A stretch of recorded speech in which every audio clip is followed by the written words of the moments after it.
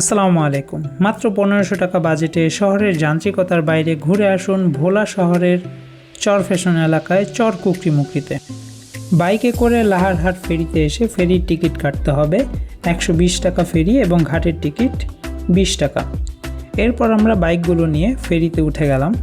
And ফেরির এই অপরূপ দৃশ্য, এই যে 1.5 ঘন্টার ফেরি জার্নিটা, এখানে আমরা অনেক কিছু দেখেছি, আমরা ভালো একটা টাইম স্পেন্ড করেছি।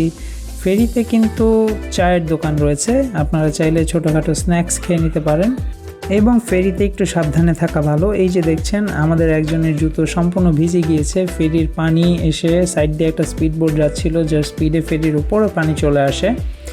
তো আমি সকালের এই অপরূপ দৃশ্য এনজয় করতে করতে এক কাপ চা খেয়ে নিলাম। 1.5 ঘন্টা জার্নি শেষে আমরা চলে আসলাম ফেরির অপর পাশে।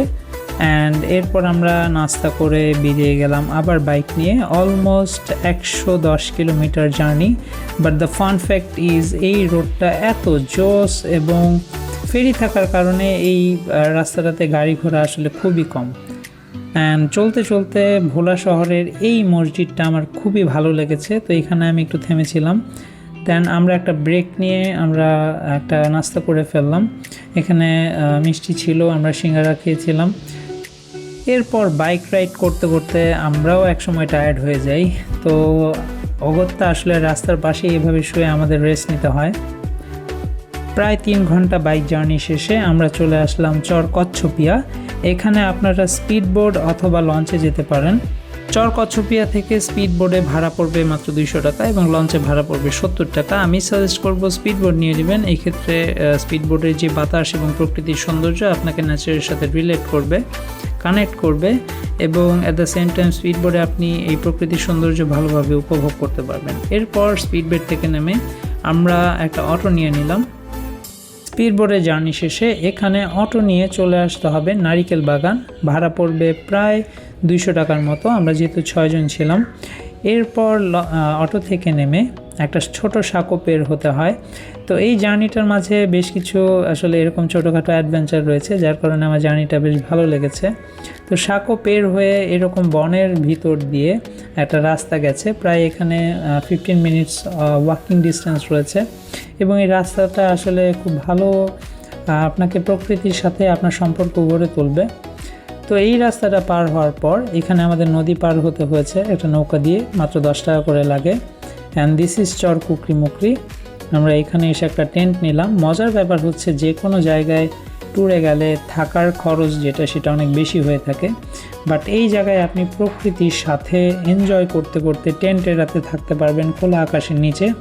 এবং এখানে দোকান রয়েছে, আপনারা এখানে চা নাস্তা করতে পারবেন। অ্যাট দ্য সেম টাইম এখানে খাবার হোটেল রয়েছে। তো এইখানে একটা আইসোলেটেড জায়গা বলতে পারেন। এখানে একদমই আপনি ইন্টারনেট পাবেন না, এখানে আপনি কারেন্ট পাবেন না। তো আমরা রাতে বারবিকিউ প্ল্যান করি। তো এখানে দোকানদার যারা আছে তাদেরকে বললে তারা সম্পূর্ণ প্রিপেয়ার করে দেয়। তারা আপনাকে সম্পূর্ণ মাংস ম্যারিনেট থেকে শুরু করে আগুন ধরানো থেকে শুরু করে বারবিকিউ করে দিবে।